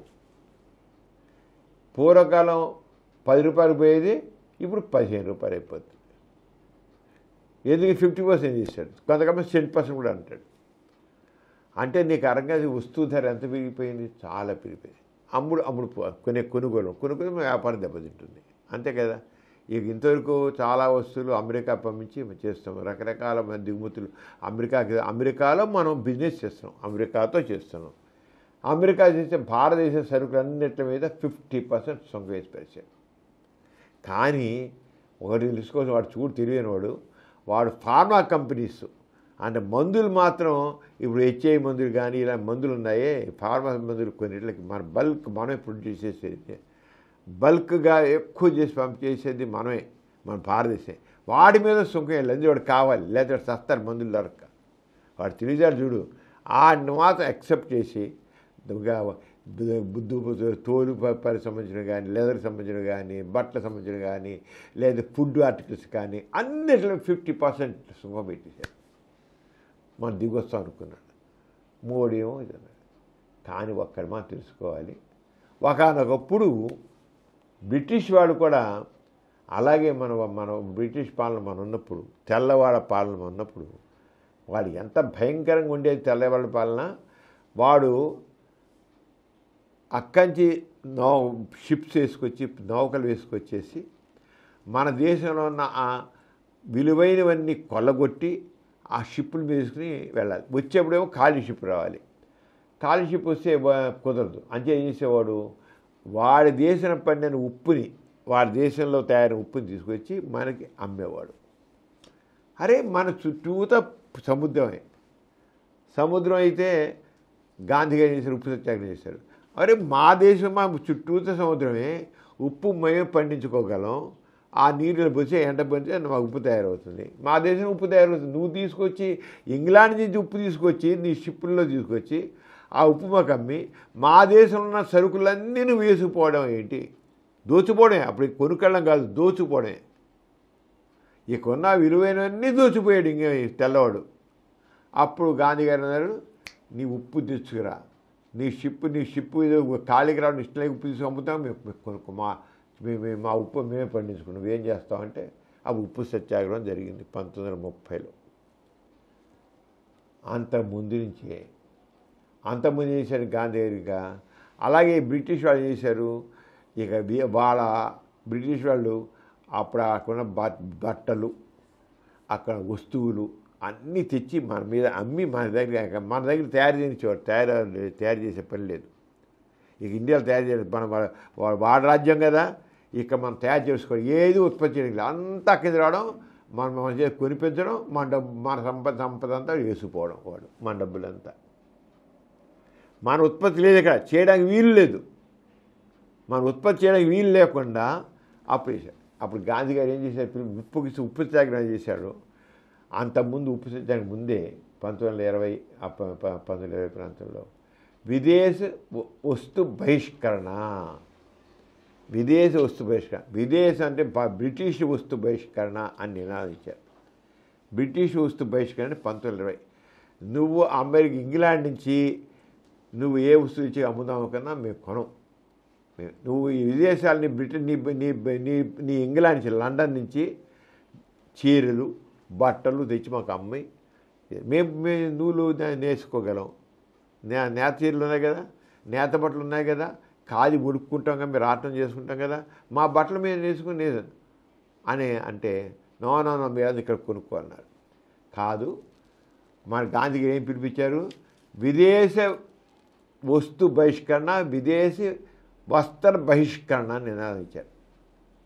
అంటే విదేశాల్లో ముఖ్యంగా ఇంగ్లాండ్ నుంచి వచ్చే వస్తువులు కానీ, ఇంగ్లాండ్ నుంచి వచ్చేటి చీరలు బట్టలు దుస్తులు ఏది మీరు కొనద్దు. మీ దగ్గర ఉంటే కూడా తగలేసి మనమే రాటం ఉడుకుని కాది బట్టలు కట్టుకుందాం, కాది ఉడుకుందాం, రాటం ఉడుకుందాం. మన చొక్కా మనం ఎవరింట్లో వాళ్ళు ఉడుక్కోండి, ఆ నూలుతో బట్టలు నేసుకోండి, నేర్చుకుని మీ ఊళ్ళోనే నేత వాళ్ళు ఉంటారు, మీరు దారం ఉడుక్కోండి, దారంతో బట్టలు పంచెలు చొక్కాలు చీరలు కట్టుకోండి, నేత వస్త్రాలు మీరు చేసుకోండి అన్నాడు. చేసరికల్లా ఏడుకనో ఎక్కడైతే ఈ బ్రిటిష్ ఇంతకు అమ్ముతున్నాడు కదా, ఇక వచ్చాడు కదా లాంగ్షైరు మాంచెస్టర్ ప్రాంతాల్లో పెద్ద ఫ్యాక్టరీలు ఉన్నాయి. మన భారతదేశానికి ఆ లాంగ్షైరు మాంచెస్టర్ నుంచి ప్రాంతాల్లో తయారయ్యే వస్త్ర కర్మాగారాలు మూతపడ్డాయి. మేము కొనం, విదేశీ వస్తువులు మేము కొనం అన్న. ఇప్పుడు అమెరికా వాడు మేము ఏంటి అమెరికా మనం కొనం, ఏం చేయమని మన దేశం ఎలా అభివృద్ధి చెంది, చాలా అభివృద్ధి చెంది. మనం డెవలప్డ్ కంట్రీ, అడ్వాన్స్డ్ కంట్రీ కాకపోయినా డెవలప్ అయిన కంట్రీ మనం కూడా. మనమే అండర్ డెవలప్డ్ కంట్రీ కాదు మనం. ఇప్పుడు మన దేశస్తుల్లో ఈ అమెరికా వాడికి లెసన్ నేర్పాలంటే గాంధీవాదమే సరైనది. గాంధీ ఎలా అయితే విదేశ వస్తు బహిష్కరణ, విదేశీ వస్త్రాల బహిష్కరణ ఇచ్చి విదేశీ వస్త్రాల దహనం అని ఎలా చేసి అప్పుడు బ్రిటిష్ వాళ్ళకి దడ పుట్టించారో ఆ రకంగా మనం చేస్తే కానీ ఈ అమెరికా సామ్రాజ్యవాద ధోరణి మాత్రం తగ్గదు. ట్రంప్ యొక్క ధోరణి తగ్గదు. ట్రంప్ ఏం చేస్తున్నాడు మరి? అంటే ట్రంప్కి లెసన్ చేయడానికి ఏం లేదు. గాంధీ చూపించిన మార్గమే సరైంది. ఏ రకంగా సరైనది, ఎందుకు సక్సెస్ అయింది మీరు చెప్తే ఎలా సక్సెస్ అవుతుందని చెప్తాను నేను. ఇప్పుడు అమెరికాకి సంబంధించిన వస్తువులు, అమెరికా దేశానికి సంబంధించిన వస్తువులు మనం కొనొద్దు, వాడొద్దు. మన దేశం చాలా అడ్వాన్స్, మనం వాడుకున్నాం. లేకపోతే ఆ వస్తువులు వాడకపోతే మనం బతకనే పోవు మనం. ఆ మోజు వద్దు మనకి. అంచేత అమెరికా వస్తువులు కొనొద్దు. అక్కడ వాడికి తెలిసి వస్తుంది. ఎందుకంటే మన చిన్న దేశం కదా, పెద్ద దేశం, 140 కోట్ల జనాభా ఉన్న దేశం మంది. 145 కోట్ల దేశం మనం అమెరికా వస్తువులు కొనకపోతే ఆ కొన్న ఫ్యాక్టరీలు మూతపడతాయి. ఆనాడు భారతదేశంలో కేవలం 30 కోట్ల మంది ఉన్నారు. ఇప్పుడు 140 కోట్ల మంది ఉన్నాం మనం. ఇప్పుడు 30 కోట్ల మందే. గాంధీ గారు ఉన్నప్పుడు 30 కోట్లు 34 కోట్ల మంది ఉన్నారు. ఇప్పుడు మా స్వాతంత్రం రాకముందు 30 కోట్ల మంది. అప్పుడు చేస్తేనే బ్రిటన్లో ఆ ఉన్నటువంటి మన అక్కడ వాళ్ళ బట్టలు కొనకపోతే లాంగ్షైరు మాంచెస్టర్ ప్రాంతాల్లో ఉన్న ఉన్నవి మొత్తం మూతపడ్డాయి అన్నమాట. అలాగే విదేశ బస్తులు దానం చేసే మొదలుపెట్టారు కల్లా ఇక్కడ పైగా మనకి లోకల్గా ఖాదీ పరిశ్రమ అభివృద్ధి చెందింది, చేనేత అభివృద్ధి చెందింది. ఏం విదేశ వస్త్రాల మీద మోదెందుకు? మనం అభివృద్ధి చెందాలి, మన అభివృద్ధి చెందాం. గాంధీ గారు అలా చేశారు, మన అభివృద్ధి చెందాం. ఆ ధోరణి వల్ల మనం అభివృద్ధి చెందాం. 1920 చివరిలో 1930లో ఈ లాంగ్షైర్ కర్మాగార భారతానికి ఎగుమతులు తీవ్రంగా పడిపోయాయి. రిమార్కబుల్గా జరిగిపోయి. ఇప్పుడు కూడా మనం చేస్తే అమెరికా వాడు ఇవి వచ్చి అమ్ముకుందాం, ఆ వాడికి లేదు రేట్లు లేదు. మనం కూడా ఇయ్యాలి సుంకాలు. ఎలా అయితే వాడు 50% మనం 50% వేయాల్సిందే. మన వాళ్ళు కొండ మానేస్తారు ముందు, ఇంక లేదు 100% వేసేది మనం. తుప్పు పొదిలిపోతుంది, వాడు అమ్ముడుపోవు. ఇప్పుడు మోడీ ఏం చేయాలంటే వాడు 50% వేస్తే అమెరికా నుంచి మనకైనా తెచ్చి అమ్మాలనుకుంటే ఈ మార్కెట్కి 100% వేస్తే 100% వేస్తే అప్పుడు వాడు తోక ముడుస్తాడు. వాడికి లేకపోతే ఆ సామ్రాజ్యవాద ధోరణి వల్ల వాడి మాట చెల్లుబాట వాడి విస్తరవాదం చేయాలంటే వాడిది అది అదేదా. అప్పుడు గాంధీ గారు ఇచ్చినప్పుడు భారతదేశం బ్రిటిష్ వస్తువుల ప్రధాన వినియోగదారుడు ఉండేది. బ్రిటిష్ ఎక్కువ వాడుతుండేవాడు మనం. బహిష్కరణ బ్రిటిష్ వాణిజ్య ఆదాయాలు గణనీయంగా తగ్గిపోయాయి. 1921-22 మధ్యలో బ్రిటిష్ వస్త్రాలు భారతదేశ దిగుమతి దాదాపు 50% తగ్గిపోయి ఒక్క దెబ్బతో. కేవలం రెండేళ్లలో 50% తగ్గిపోయాయి. 2 ఇయర్స్లో ఎప్పుడైతే గాంధీ గారు పిలిపించారో విదేశ వస్త్ర బహిష్కరణ అని ఇచ్చారో 50% పోయింది. వాడు బిజినెస్ అక్కడ ఫ్యాక్టరీలు మూతపడ్డాక అయిపోయింది. లాంగ్ షైర్లో అనేక మంది వస్త్ర కార్మికులు ఉద్యోగాలు కోల్పోయారు, నిరుద్యోగం వచ్చింది. అంటే నీకు ఎందుకని చెబుతున్నానంటే ఈరోజు మనం ట్రంప్కి పాఠం నేర్పాలంటే గాంధీ మార్గమే. గాంధీ గారు ఇప్పుడు ఎలా అయితే విదేశ వస్తు బహిష్కరణ అన్నారో మనం కూడా ఇప్పుడు అమెరికా వస్తు బహిష్కరణ చేయాలి. అప్పుడు ఏం చెప్పారు, ఆయనకి చేసి వాడు బట్టలు కొనపోతే అక్కడ వస్త్ర కార్మికులు ఉద్యోగాలు పోయారు. వారి కర్మాగారాలు మూతపడ్డాయి. బ్రిటిష్ పరిశ్రమలు అప్పుడు ఆర్థిక సంక్షోభం వచ్చింది. దాంతో అక్కడ ఉన్నది ఆర్థిక మొత్తం ఫ్యాక్టరీ వాళ్ళందరూ బ్రిటిష్ గవర్నమెంట్ బాబో నువ్వు చేసిన పని వల్ల మా మూతపడిపోయింది. గాంధీ గారి నినాదంతో ఇదైపోయింది మాకు. నువ్వు ఇంత ఇదిగా నువ్వు చేసాడు కల్లా మొత్తం ఉప్పు అన్నావు తీసి అమ్ముతున్నావు, అసలు ఉప్పు అమ్మితే కల్లా గాంధీ గారు ఈ మార్గం పెట్టారు. నువ్వు ఉప్పు అమ్ముదాం అనుకుని కొల్లగొట్టుకొద్దాం అనుకున్నావు. అసలు మొత్తానికే మోసం పెట్టాడు గాంధీ. మనకి బాధ్యులందరూ ఏకమయ్యారు, మన మార్కెట్ లేకుండా పోయింది అని గగ్గోలు పెట్టారు. దాంతో బ్రిటిష్ రాజకీయ నాయకులు అప్పుడున్న దాని మీద ఒత్తిడి తీసుకొచ్చారు. లాంగ్ షైర్కి చెందిన పార్లమెంట్ సభ్యులు, కార్మికులు, కర్మాగార యాజమానులు వాళ్ళందరూ కూడా ఇక అక్కడ ప్రభుత్వం మీద ఒత్తిడి చేయడం. ఏంటి మా గతి ఏంటైపోయింది, నువ్వు చేసిన ఆప్టాలు ఉప్పు తీసులు అమ్ముతున్నావు, దానికి కొలవద్దాం అనుకున్నావు. చివరి మన బట్టలు కొనడం మానేశారు, మన ఉసులు కొనడం మానేశారు, మా బతుకులు నాశనం అయిపోతున్నాయని అక్కడ ప్రభుత్వం ఇది 1931లో అక్కడ రౌండ్ టేబుల్ సమస్య జరిగిన విషయం మీద జరిగినాడు. దాంట్లో కార్మికులు కూడా గాంధీ గారిని కలిసి బాబు మమ్మల్ని బతికించండి, మీ వల్ల మేము మొత్తం ఇది అయిపోయాం, మా బతుకులు నాశనం, మా ఉద్యోగాలు పోయి మా తిండి లేదని బతుకులు ఆడుకున్నారు గాంధీ. ఇప్పుడు ట్రంప్ కూడా అలాగే అమెరికాలో ఉన్నవాళ్ళు ఇప్పుడు ఇంకా పూర్వకంటే ఇంకా తేలిక. ఇప్పుడు ఆల్రెడీ అమెరికాలో ఉన్న నాయకులు, రాజకీయ నాయకులు ట్రంప్ మీద ఆల్రెడీ నువ్వు చేసిన పాలసీ చాలా తప్పని అంటున్నారు ఆల్రెడీ. అది పూర్వకాలం కాదు. దాంట్లో బ్రిటన్లో కొంతమంది ప్రజలు దాంతో అయిపోయిన ఆ రోజున మన మీద సానుభూతి పెరిగిపోయింది. అప్పుడు భారత స్వాతంత్ర్య పోరాటం సానుభూతి చూపించమనిటారు. ఎందుకంటే బహిష్కరణ శాంతియుతం కానీ శక్తివంతం ఆయుధంగా కనిపించిన వాళ్ళకి. అంతేకాకుండా బ్రిటిష్ గౌరవానికి నైతిక దెబ్బతింది. ఓ నాయను, సింపుల్గా ఏం లేదు, మన వస్తువులు కొనడం మానేశారు, ఇక్కడ ఫ్యాక్టరీలు మూతపడ్డాయి, నిరుద్యోగం వచ్చింది, రాజకీయ ఒత్తిడి పెరిగిపోయింది. వాళ్ళు చేసినేం లేదు, మన వస్తువులు కొనడం మానేశారు. పైగా వాళ్ళు నైతికంగా దెబ్బతిన్నారు. నైతికంగా దెబ్బతినిపోయారు వాళ్ళు. దెబ్బతిపోయి చివరికి వాళ్ళు ఏం చేయలేకపోయారు వాళ్ళు. ఆ రంగా ఇక గాంధీ ఏదైతే చూపించాడో దానివల్ల మనకి అదే మార్గం ఇప్పుడు కూడా అమెరికా వస్తువుల యొక్క బహిష్కరణ, అది బట్టలు కావచ్చు, ఏ ఇతర వస్తువులు కావచ్చు, అన్నీ బహిష్కరిస్తే ట్రంప్ తోక ముడుస్తాడు, దిగి వస్తాడు. ఇదే మార్గం గాంధీ చూపించండి. ఆ విదేశీ వస్తు బహిష్కరణ అనేది ట్రంప్ తీసుకున్న కక్ష సాధింపు విధానానికి సమాధానం. మనకేమవసరంలా, మన గాంధీ విధానంతో సమాధానం ఇచ్చేది చేయొచ్చు.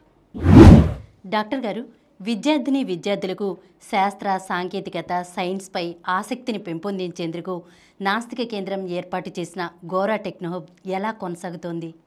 ప్రేమిరా, నాస్తిక కేంద్రంలో గోరా టెక్నోహబ్ అని ప్రారంభించాం. డిఆర్డిఓ సతీష్ రెడ్డి గారు దాన్ని ప్రారంభించారు. దానికి కొన్ని నెలలు అయింది, కానీ ఎంతో రెస్పాన్స్ కనబడుతుంది. మన పర్పస్ ఏంటంటే విద్యార్థుల్లో సైన్స్ ఎల్లా టెక్నాలజీ ఎల్లా ఆసక్తిని పెంపొందించాలి.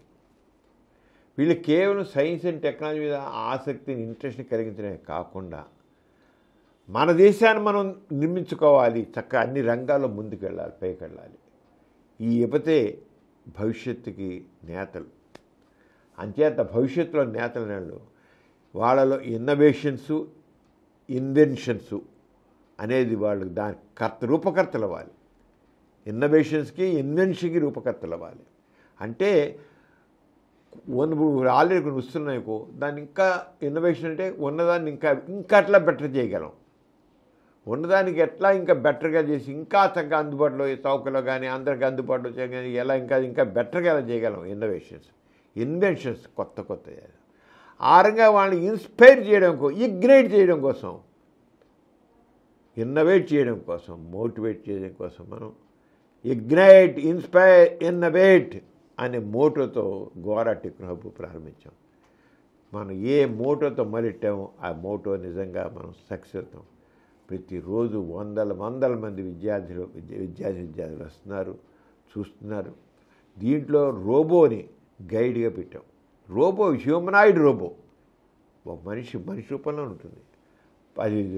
అది గైడ్ ఉండమే కాదు, వీళ్ళు చూసిన తర్వాత ఎగ్జిబిషన్ చూసాక వాళ్ళకైనా డౌట్స్ అంటే ఆన్సర్ క్లియర్గా ఏం ప్రశ్న అడిగినా సరే దాని మీద దీని గురించి చెప్పు అంటే రోబో ఆన్సర్ ఇస్తుంది. దీనికి ఏ డౌట్స్ ఉన్నా సరే రోబో గివ్స్ ఆన్సర్, సొల్యూషన్. ఆ రంగా గోరా టెక్నో ఎంతో అడ్వాన్స్ సైన్స్ అండ్ టెక్నాలజీకి సంబంధించింది.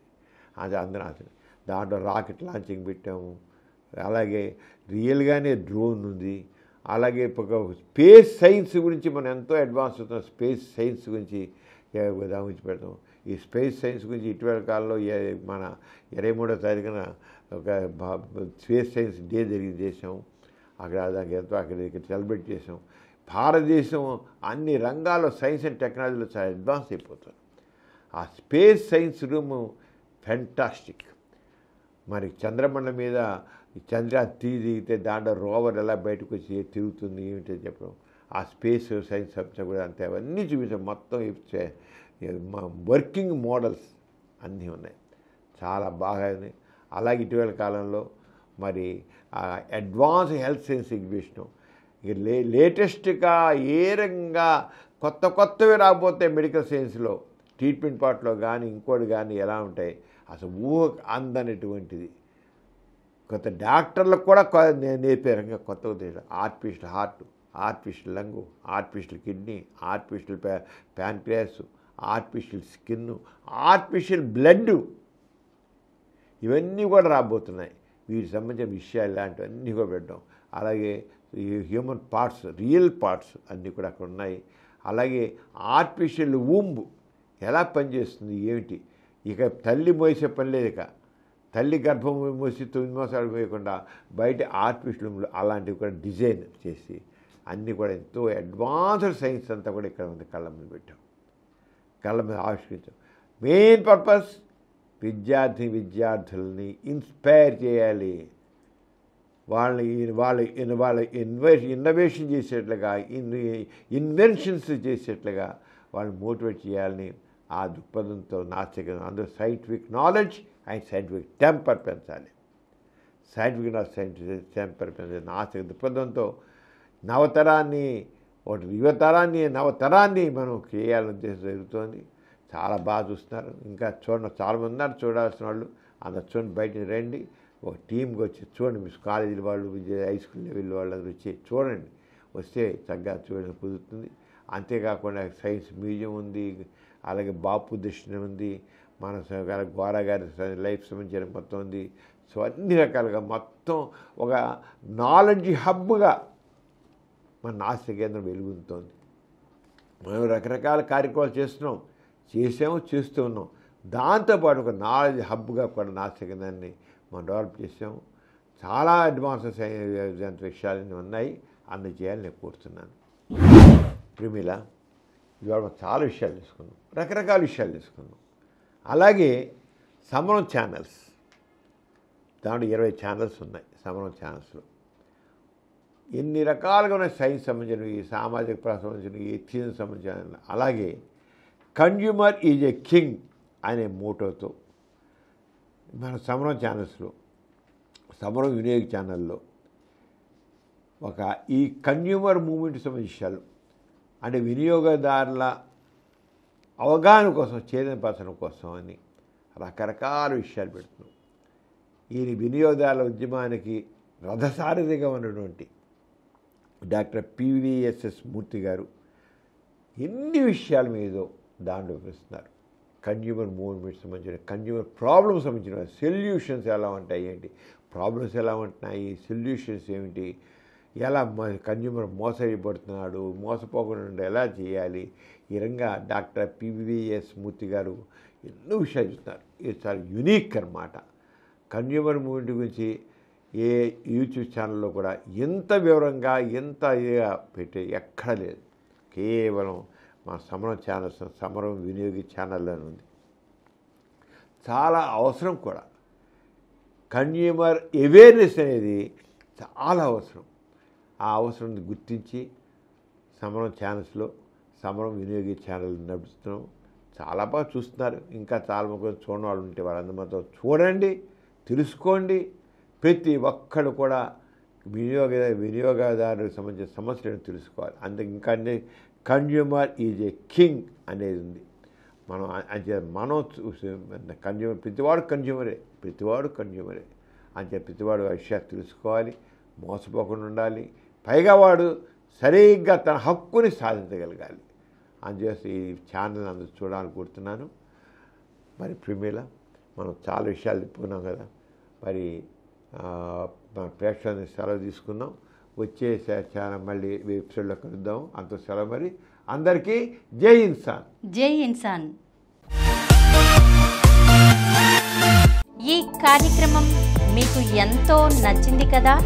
ఇటువంటి మరిన్ని వీడియోల కోసం అనతి కాలంలోనే 20 కోట్లకు పైగా వ్యూస్ సాధించిన సమరం ఛానల్ సమర్పించు ఎథిస్ట్ బులెటిన్ ఛానల్కు సబ్స్క్రైబ్ చేయండి, లైక్ చేయండి, మీ ఫ్రెండ్స్కి షేర్ చేయండి. అలాగే ప్రక్కనున్న గంట సింబల్ని ప్రెస్ చేయడం మర్చిపోకండి.